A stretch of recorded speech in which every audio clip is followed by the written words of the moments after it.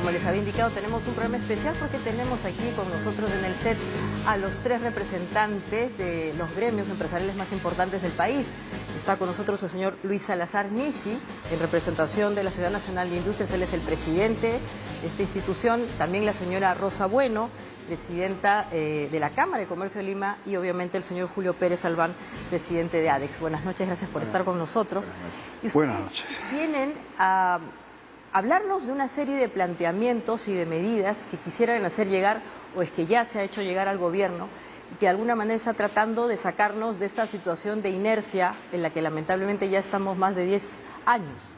No sé por cuál podríamos empezar, porque he visto unos documentos que son muy importantes. Ustedes empiezan hablando del gran drama que tiene el país, y es la informalidad, que probablemente fue justamente el principal nudo gordiano que tenemos que enfrentar, ¿no? El Perú es un país que tiene informalidad no solamente laboral, sino también empresarial. Tenemos economías subterráneas, economías que están de alguna manera vinculadas con una suerte de estructura que curiosamente es más eficiente que la formal. No sé por cuál empezamos para que nos comenten cuáles serán las soluciones a ese gran problema. Podemos empezar por la dama. Por favor. Gracias, Maite.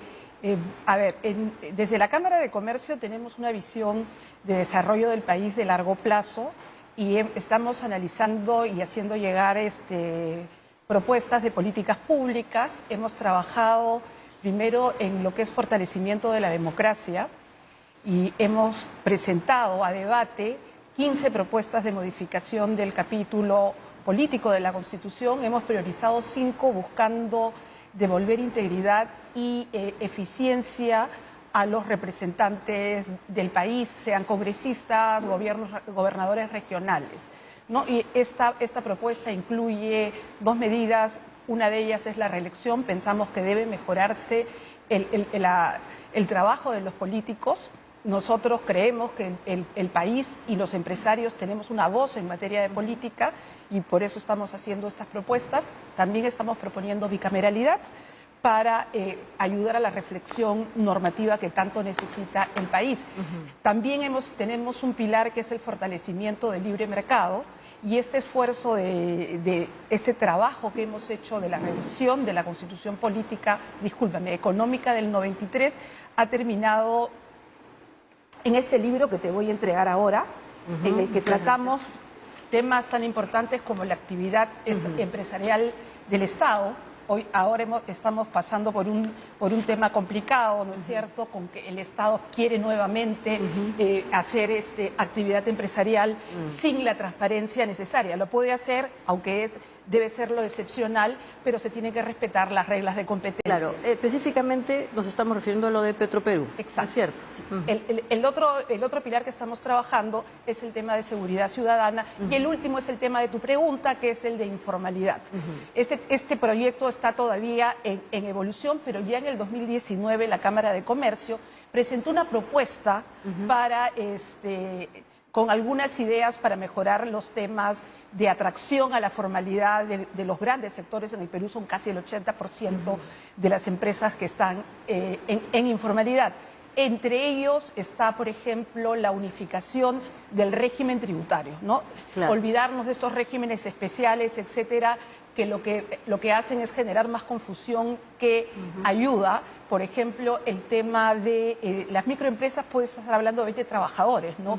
Y el hecho de que tengan que dar, se me dio el nombrecito, pero el 10%, 5%, 6% de los ingresos de la compañía a los trabajadores tampoco es viable. Entonces, en la formalidad lo que nosotros proponemos es que quitarle carga tributaria y laboral a las empresas para que puedan formalizarse y generar también cadenas de valor a través de las empresas formales, ¿no? Sí. Siguiendo con el tema de la informalidad, señor Correcto. Salazar, usted además representa a las industrias.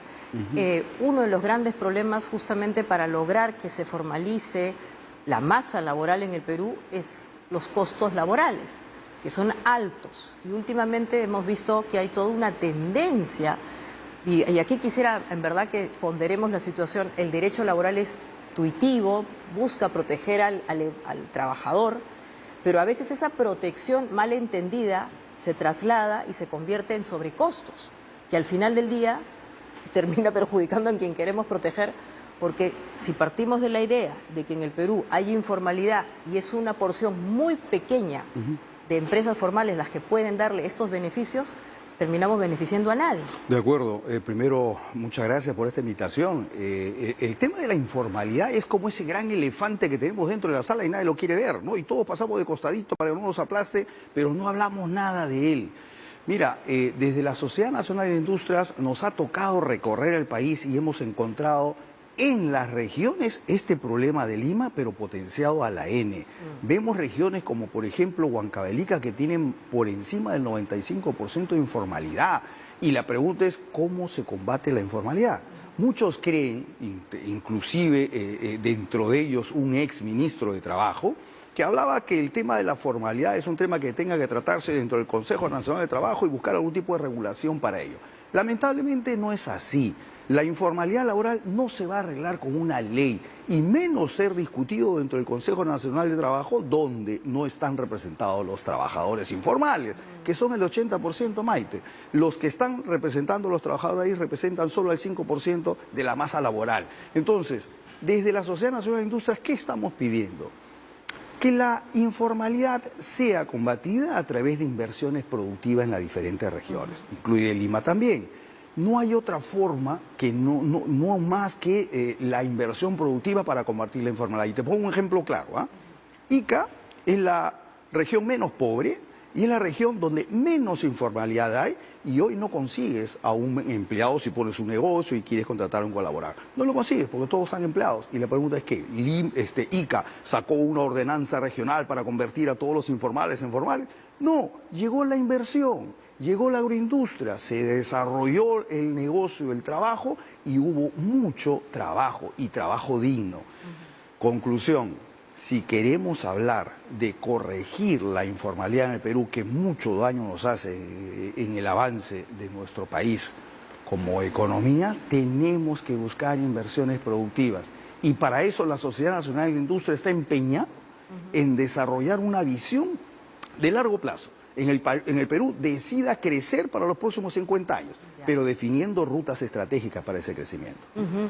Sí, señor Pérez, obviamente entiendo que usted coincide con la posición de la señora Bueno y el señor Salazar, pero en particular en el documento que han compartido con nosotros también hacen énfasis en algunas medidas concretas para poder justamente revertir esa informalidad. No sé si nos puede comentar alguna de estas. Así es.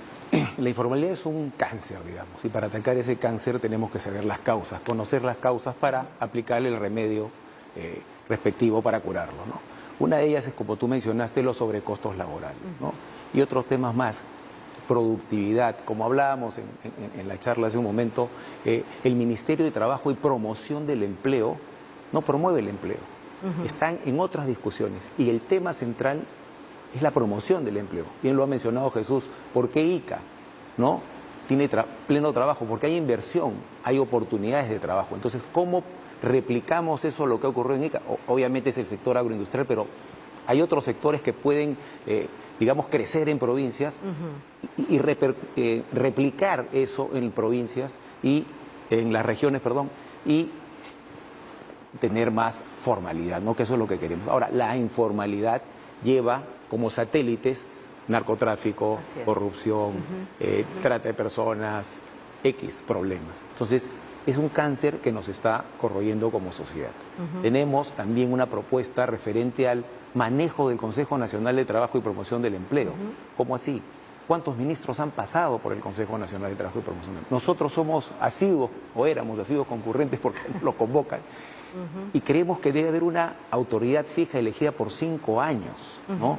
Autónoma, que regule y que convoque abiertamente y que sea elegida por los trabajadores, por el Ejecutivo y por los gremios, ¿no? Claro. Y así vamos a mantener una continuidad y realmente una continuidad técnica. La persona tiene que ser completamente técnica para aprovechar todo digamos, las ideas que podemos aportar, ¿no? En uno de las informaciones, de los cuadros interesantes que nos han compartido de ADEX, señor Pérez, se indica pues que solamente el 24% de trabajadores está en una lógica formal, y si vamos a las unidades productivas, que son las empresas justamente... Más del 80%.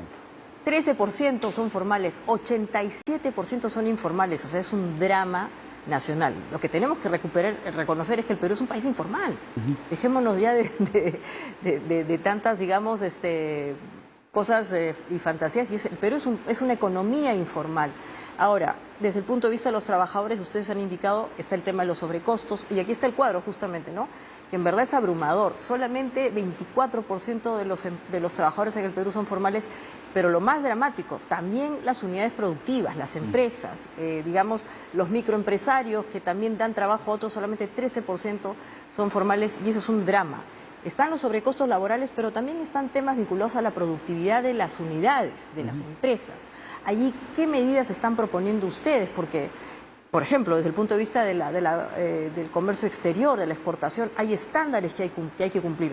A veces no son fáciles de alcanzar. El otro día conversábamos con representantes, por ejemplo, de empresas agroexportadoras de la zona de la selva, del oriente del Perú, y decían que están muy preocupados porque la Comunidad Europea les ha levantado barreras y ya no pueden llegar al tiempo. ¿Qué hacemos con ese tipo de exigencias que lamentablemente no estamos cumpliendo? Capacitación a nuestros trabajadores. Hay un ejemplo que yo siempre repito, ¿no? Un trabajo X lo pueden hacer 100 peruanos. Ese mismo trabajo lo hacen 68 colombianos, 38 chilenos, 28 surcoreanos y 18 norteamericanos. O sea, nosotros creo que tenemos las mismas capacidades que ellos para poder hacer este tipo de trabajo. Entonces, lo que falta es capacitación, y eso se hace con acompañamiento a las MIPES. Las MIPES suman más de 2.200.000 empresas, ¿no? Que son la gran mayoría de empresas. Tenemos que hacerlas crecer, medianas y luego grandes. Eso es lo que se busca. Entonces, si no tenemos un programa de acompañamiento para la formalización y capacitación de estas empresas, nunca vamos a llegar a buen puerto, ¿no? Exactamente. Y para ya ir al siguiente tema, que también me parece que es bien relevante en sus propuestas, el de la educación, ¿no? También hay un dato importante, miren, para los que nos escuchan, porque es dramático, esto es una radiografía del Perú.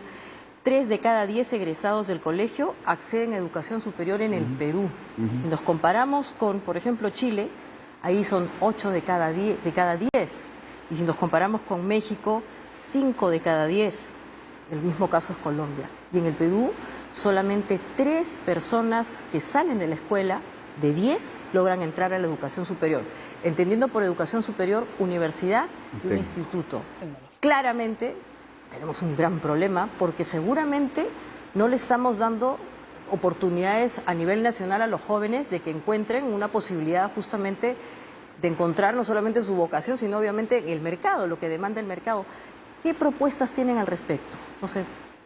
Y un poco para, lo primero es tener una política de educación que venga desde el gobierno. Se han hecho esfuerzos, por ejemplo, con el tema de SUNEDU, porque de esos 3 peruanos que acceden a una educación universitaria superior, la pregunta es cuál es la calidad de esa educación, si efectivamente se están formando para ser trabajadores productivos, ¿no? Entonces hay universidades que funcionan y que probablemente los que estamos sentados aquí en nuestras empresas ni siquiera los entrevistamos porque sabemos que la calidad de su educación no es suficiente. Yo creo que es ya tiempo de que dejen de lucrar con el sueño de los peruanos y busquemos una educación de calidad.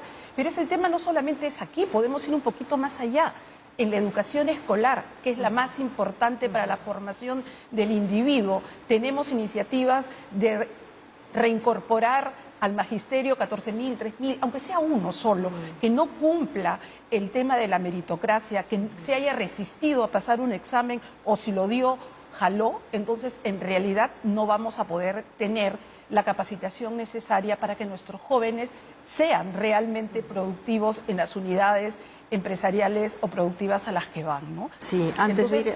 Sí, ahí, como te digo, lo importante es trabajar en una política de Estado con la educación y dejar de que por temas, me imagino que políticos o de intereses particulares, no se vea el daño que se le está haciendo a la población por no tener una política universitaria y una política escolar adecuada. Exacto, no sé, vamos a ir al corte y después les pediría que sigamos hablando de este tema.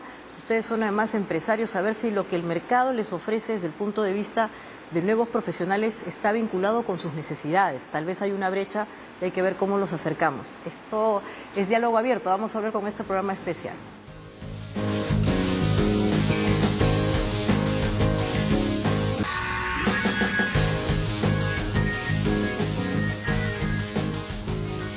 Muy bien, seguimos conversando con los presidentes de tres gremios relevantes en el país, la Sociedad Nacional de Industrias, la Cámara de Comercio de Lima y ADEX.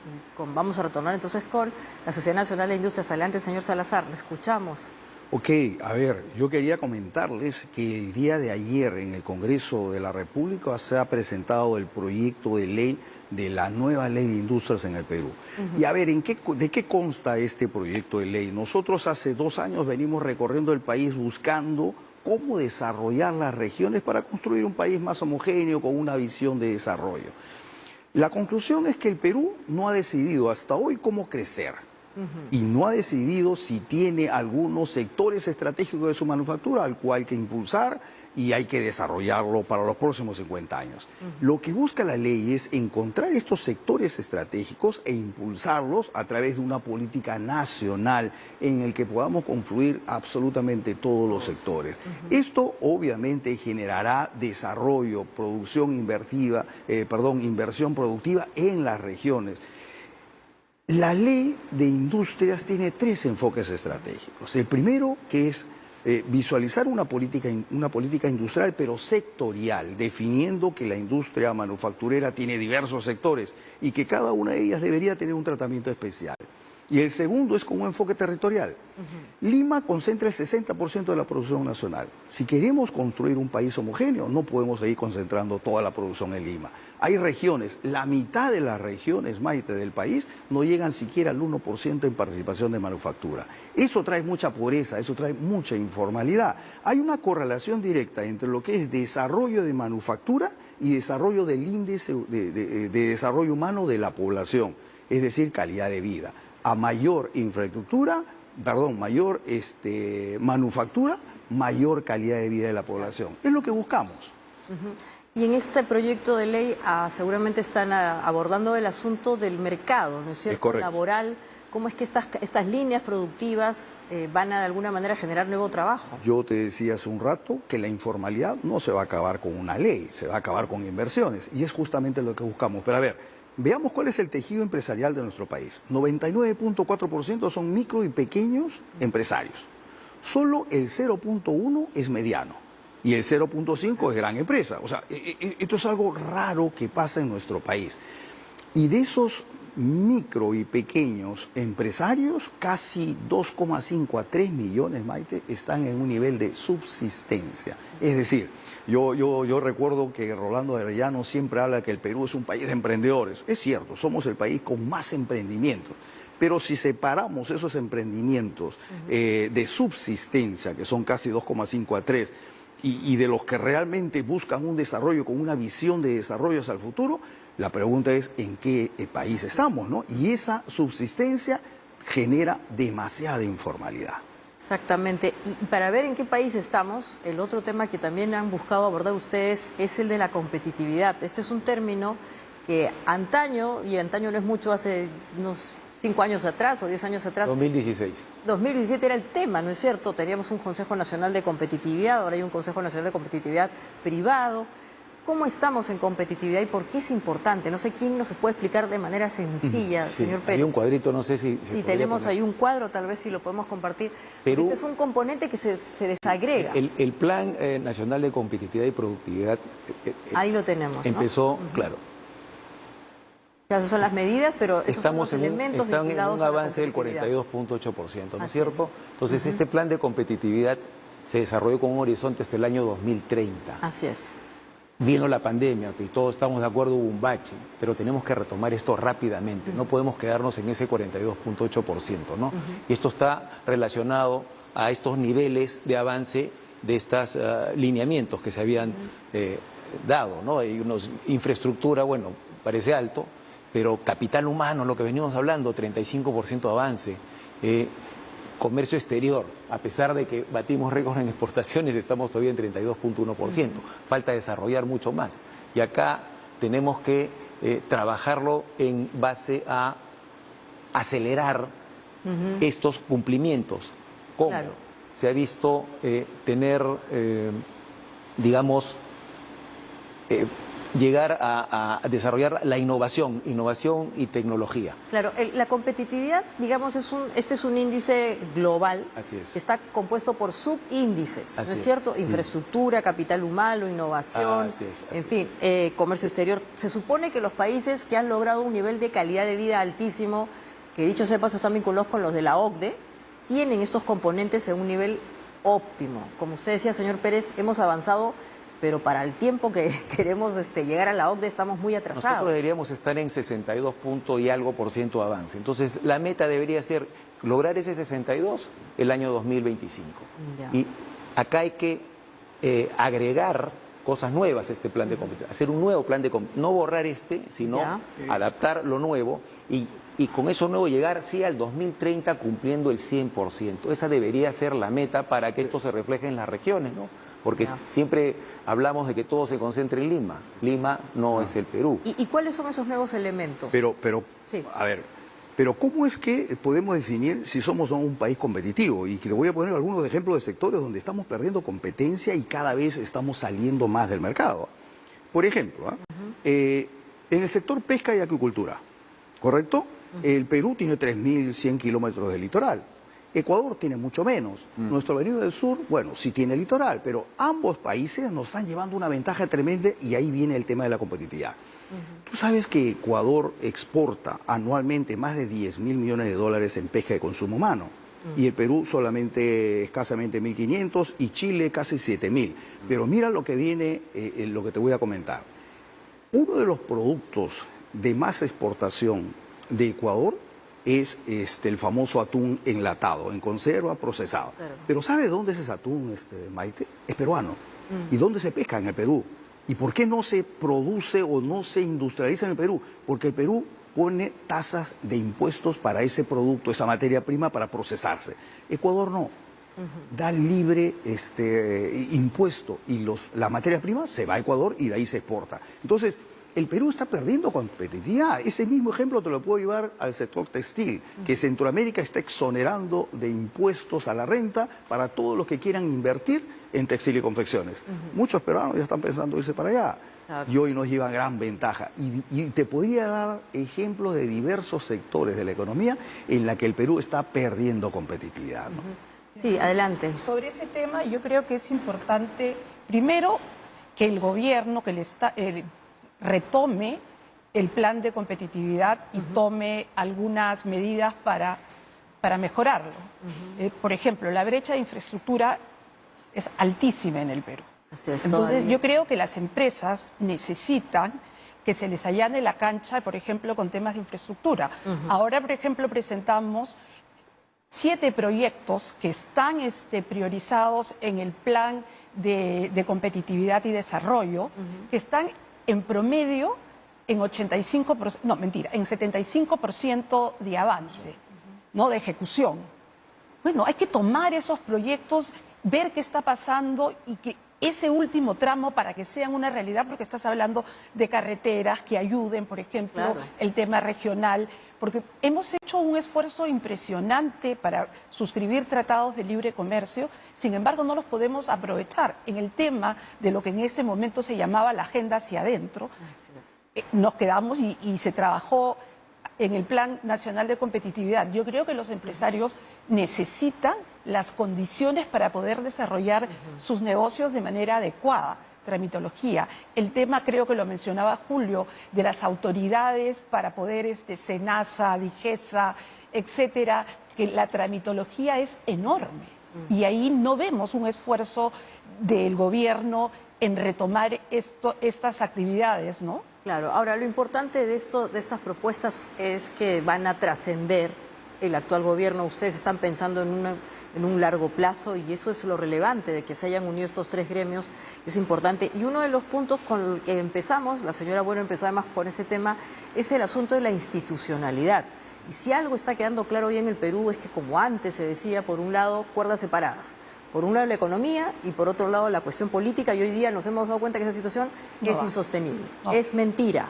Si no funciona el lado político, hay un gran retroceso en lo económico, porque justamente, por ejemplo, estamos hablando del tema de qué pasa con la constitución económica, este tema de la subsidiariedad económica, el tema de Petroperú es una situación, pero en general necesitamos reforzar la institucionalidad que está muy golpeada. ¿Ahí qué medidas plantean ustedes? Bueno, no sé si empezamos contigo o con... De repente, que es lo que nosotros, y eso es un análisis que hicimos desde la Cámara de Comercio, por qué este crecimiento sostenido de los últimos años no había logrado llegar a todos los sectores de la población con servicios, etcétera.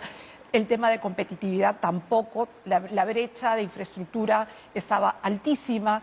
Entonces, ¿qué es lo que estaba pasando, ¿no? ¿Por qué tenemos estos problemas? Y vimos que el problema estaba un poco más adelante, ¿no? En el tema de hacer propuestas, por ejemplo, de democracia. La institucionalidad es importantísimo para poder atraer la inversión que se necesita tanto local, nacional como extranjera. Necesitamos confianza. Y la confianza se pierde, por ejemplo, cuando el Estado, que en general debería tener una actividad subsidiaria en la economía, hace un concurso, una concesión para entregar lotes a Petroperú, y Petro no hace una propuesta transparente que permita la competencia de los demás sectores. Un sector importantísimo para generar crecimiento es el sector energía. Pero ¿qué confianza tienen los inversionistas privados cuando el Estado tiene estas actitudes poco transparentes? El tema de la institucionalidad democrática es fundamental. No puede haber una confianza cuando no se respeta la institucionalidad.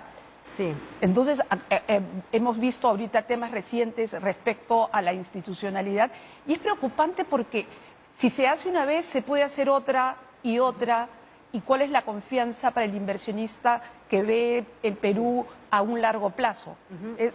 No sé, señor Salazar, si ustedes también tienen una propuesta vinculada a estos temas. Lo que nosotros decimos es que desde los años 90 cometimos un grave error al golpear mucho a los partidos políticos.